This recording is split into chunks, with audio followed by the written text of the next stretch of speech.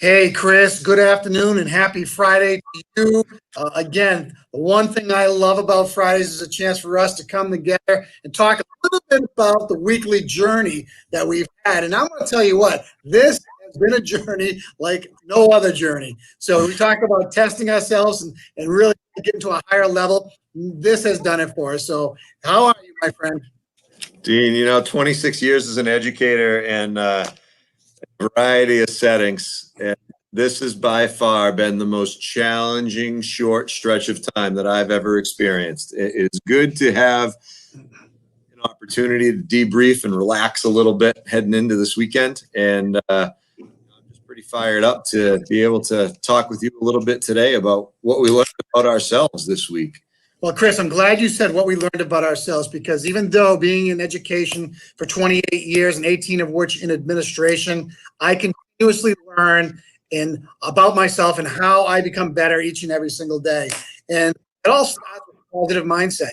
We ask our educators to have a growth mindset and be able to move along with whatever ideas are shifting their way. I think it's important for leadership to model what that looks like. One of the things I've really admired about our administrative team, I'm watching them as we delve into the unknown, and Yep. I don't see there's no fear of panic. It's more about what can we do with the moment we have in front of us right now. And to me, that's what true leadership is all about. And I've learned just from my own point of view that just be a good listener and just try to take everything in, and then try to find that common denominator of what's really good for kids. When you do that, good things happen. Absolutely. The focus on the kids is really important. The focus is on the rest of the people, though, is really quite important, because what's not necessarily good just for kids really should be good for the adults too.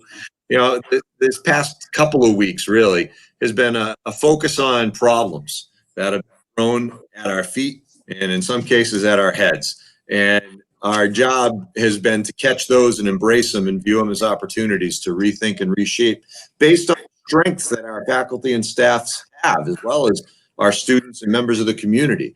And as we start to formulate these really complex plans to address all the potential problems that we may face, what we're seeing in one another as a leadership team is, a sense of care and compassion and understanding and open-mindedness. The ideas that are thrown out are being embraced in some cases, and then the reality is, if we have to discard them, we'll discard them. But nobody's feelings are hurt, because it's all for the good of the team and good for the environment that we're in. Yeah, but the longer I sit here and the more I grow, and with leadership and everything else, the one thing we can always control is what we bring to the table every day and the way we do it. And again, whether we're talking to a faculty of 100 people or we're within a group of 7 or 8 in an admin council, we have to bring that drive, that spirit, that futuristic viewpoint of building something that is just solid. And if we always do that, we always remember that in everything we do, good things do come out. And again, and that's what my takeaway has been from the week. As much as we're looking at schedules and recreating schedules and reimagining school and what it looks like from this level or that level or this level, at the end of the day, we got to provide a platform that's good for learning. And if we do that, everything else will take care of itself. The domino effect will roll right in our favor. Absolutely. When we focus on those key elements, and we've got that growth mindset that we haven't had the answer to this question yet, but we're capable of processing it and thinking of something new in an authentic way, we're setting ourselves up for success, because we have to be able to change. We have to be able to maneuver and adjust and adapt. And as school leaders, we might not be the ones who always set the tone, but in a meeting of 100 people who are hearing about a new plan for the first time, if we're coming across with our belief system and our value in understanding that plan and all of the elements within it, listen to us and know it. And, really, we are in charge of setting that tone and establishing that positivity. And it's something that you and I do pretty well, I think. Well, I'll tell you what, it's something that we are thrown into right now, and we are growing exponentially through the process. Luckily, we have a great staff that really understands kids, and they really want to do what's right.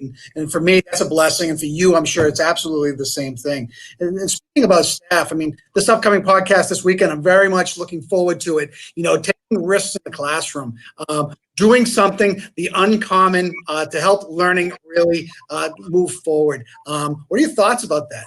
You know what? It fires me up, Dean. Anytime I think about a teacher who's willing to think in an innovative way or to take a risk, put themselves out there, and the opportunity to embrace either a win with that authenticity or a failure. A lot of the teachers who do that have what it takes. And what it takes is really to go into that knowing that it could be a hit out of the ballpark or it could be a strikeout. But next time they're at that plate, they know exactly what to do and make the adjustment. And it doesn't make them fearful. No.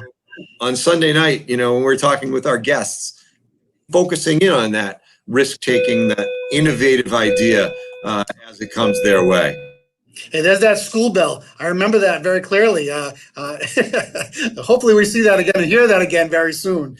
Yes, sir. Hey, the other part of that, Chris, I'm glad you brought it up, is the end result of those innovative practices is student engagement.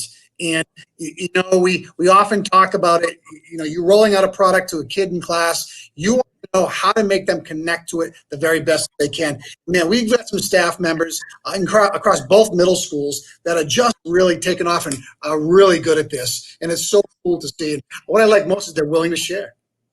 Absolutely. And for a Sunday night at 8 p.m. on our Unlock the Middle podcast, we're going to have some excellent examples of those educators that we just described. Well, I'll tell you what, let's not give away too much more than that. It's Friday afternoon. I know you and I have had a long week. I'm looking to shut down. I'm looking to catch a couple days of rest and relaxation, but we'll be ready to go on Sunday. I'm looking forward to have some engaging conversation with our guests. But more importantly, until then, I hope you relax, enjoy your family, and do all the things that you need to do in the meantime. Hey, I have a feeling I'll see you tomorrow morning.